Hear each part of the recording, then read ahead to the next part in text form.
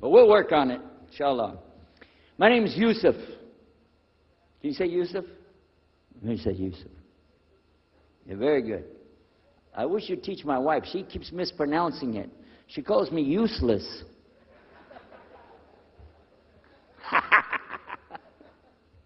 Alhamdulillah. Now, how many of you were in the program today? I was teaching us, trying to teach about how to call the people to Islam called da'wah. How many were there? Okay? All right.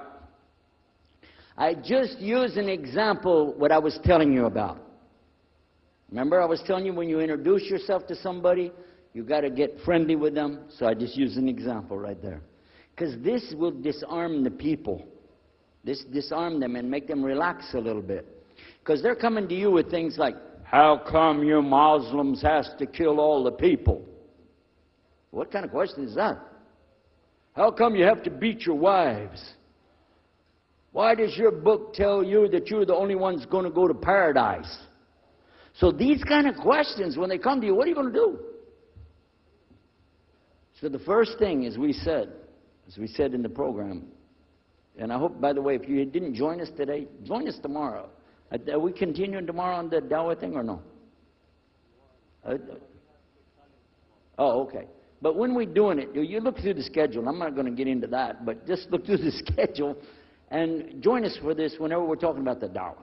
Because part of giving Dawah is you. And if the people aren't buying it, they're not going to listen to what you got to say. So you got to soften them up a little bit. Got me? Okay, where are we? The subject tonight is the subject of priests and preachers entering Islam. And often people ask me, we heard about you used to be a priest or something and you came into Islam, so, tell us about it. We want to know, how does that happen? And it's not just Muslims who want to know. Non-Muslims would like to know the story too, because they feel like, you mean you didn't understand? I mean, you were a priest, you didn't understand about Jesus? Come on, man. So, it's a topic that I talk about a lot. The first thing I have to do is clarify a couple of points. I was not a priest. In the English, we use the word priest to mean somebody who is in the Catholic Church. If you're not from the Catholics, if you're from the Protestants, then you don't use that term. We usually use the term, for instance, pastor, minister, preacher, reverend, and these are some of the titles. We came up with an awful lot of them because that's the way humans are, right? Give ourselves titles. So, I was a preacher and a minister of music. But that doesn't really matter, but just if you're talking to a Christian and you say a priest, he's going to say, oh my God, how is that? And when they find out, oh, you weren't a Catholic, well, that's a lie, then you weren't a priest. So I want to clarify that. As a matter of fact, I will tell you, in my own estimation, I'm probably the least of the factions within this equation.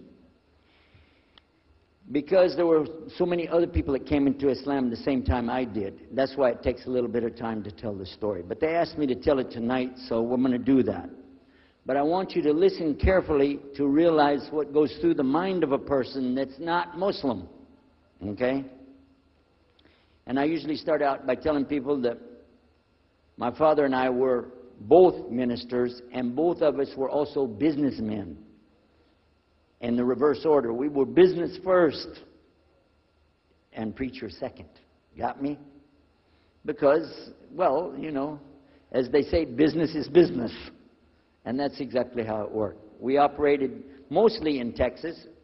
We had a place in San Antonio, Houston, and also in the Dallas area.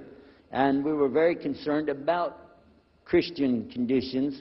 So my father started something called Concerned Christian Centers. And basically, if you look at it from a material point of view, it was a place to sell stuff.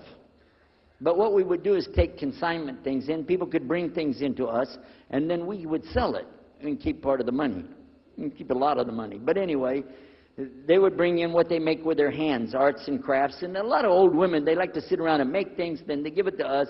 And this helps the church, which is called the church, and then it helps them as well. So it became like business and religion tied together, and that's very common in our country. At one point, my father told me, we're going to start doing business with a man from Egypt. Well, I said, well, oh, this is great. International sounds good. We can put this in our business card. We're international. He said, and this man is from Cairo, Egypt. And that's where, if you know, they have the Nile River. They have those big pyramids. They have the Sphinx, Abu Hul. You know, they got everything. I'm saying, oh, this is good. He said, and he's a Muslim. I'll never forget it. I've told the story many times, but it's just like it happened yesterday. I'm standing in between the kitchen, or in the dining room and the living room area. You know, like this when we're talking, and I just stopped like this. I said, what? A Muslim? No way. No way do I want anything to do with that. Dad, come on, you should know better than anybody. Because we were linked in with other preachers. My father supported people like Pat Robertson. Huh? You know him? Huh, Pat Robertson? And Oral Roberts. He's not very popular anymore, but he used to be real strong. And his ministry up in Tucson, Tulsa, Oklahoma. In addition to that, people like Benny Hinn. I don't know if you heard of Benny Hinn. He's coming over this way, so look out. And there's many of them. John Hagee, and the list goes on. Jerry Falwell, Jimmy Swaggart. Some of the names, maybe you heard those before. We know these people. We know all about them. All about them. Okay? So at one point, here I am standing there talking to my father about a Muslim. These are the enemies of God. This is what we've been taught. These same people, I just mentioned their names, in their preaching on the television and so on, this is what they teach. Muslims are no good. Now it just became Muslims are terrorists. But back then, you know, we didn't reach that level yet. We were still just kidnappers, hijackers, you know. They said that Muslims don't believe in God, that they're worshiping a black box in the desert, and they kiss the ground 5 times a day. Now that's what we know, man. So here's this Muslim going to do business with us. I told my dad, no way, I'm not going to do it. And he insisted. He said, I want you to meet this man. He's very nice. And I said, I don't want to meet him. I never am like this, by the way. But on this case, I said, no. That's one thing I'm going to stand firm against. We're not going to do it. He said, I want you just to meet him. I said, all right. I'll do it for you. I'm going to do it my way. I'm going to go to church. And it's going to be on Sunday. When I come out of the church, I'm going to have my Bible under my arm. I'm going to have the salib. I used to carry a big cross. I'm going to have my cross with me. And I'm going to have my hat that says, Jesus is Lord. And I'm going to have my wife, born-again Christian, with me. And we are going to get this demon, devil, infidel, Muslim. And we're going to show him Jesus. Okay? And this is a true story, by the way. So I got up that morning on Sunday, and I was thinking, man, you know. We went to church. Strangely enough, the preacher was preaching out of the Old Testament about salvation coming at the time of David, which really puzzled me because according to Christianity, it's coming through Jesus. And it really, that opened a door for me, but that comes up later in the story.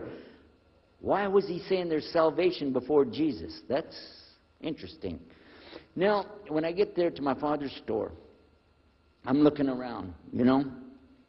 I'm looking for somebody wearing, you know, a long white robe and some kind of black, you know, thing over that with a long beard. And I guess I was looking for me, wasn't I? Anyhow, when I get in there, I don't see this guy. By the way, imama, sword, everything. Ayatollah Khomeini, maybe. This is what I had pictured. I said, where is he? I'm ready. My father said, he's over here. I said, where? I said, here. This is a normal guy. He was normal. He didn't have a beard. He didn't have any hair at all. I said, how do you do? I told him my name. He introduced himself. His name is Muhammad. I said, how do you do? After the niceties of hello, how are you, how's everything, I said, how do you do? I told him my name. He introduced himself. His name is Muhammad. I said, how do you do? after the niceties of hello, how are you, how's everything, I said, do you believe in God? He said, yes. Oh, yeah? Sure. I said, but do you believe in the God of Moses? He said, yeah. Abraham? Yeah. What about David and Suleiman? He said, yeah. So when I meet this man, I'm impressed that he's believing these things, but I thought maybe he's just saying it.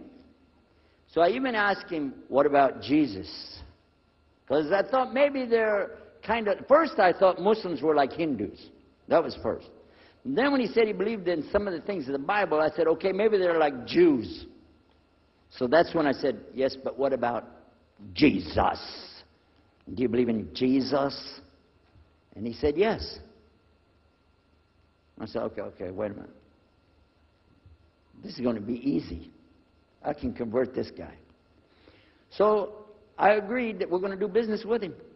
And in fact, I took him immediately out to have tea together. We sit together, drink tea, talk a little while. And I started tearing the peach to him right away. I'm in the Bible. I got it right there. Flip it open. Genesis. Let's talk about Abraham. What do you know about Abraham? Abraham, he had 2 sons, you see, and blah, blah, blah, blah, blah. And I'm doing all the preaching to him. Imagine this. And he sat there. Okay. He's a graduate of Allah's heart. Like this. Get me? You know what I'm saying? Well, it happened that during Ramadan, some of his friends that he was staying with had to move their apartment around or something, and he was going to go stay in the masjid for itikaf in Ramadan. It's normal.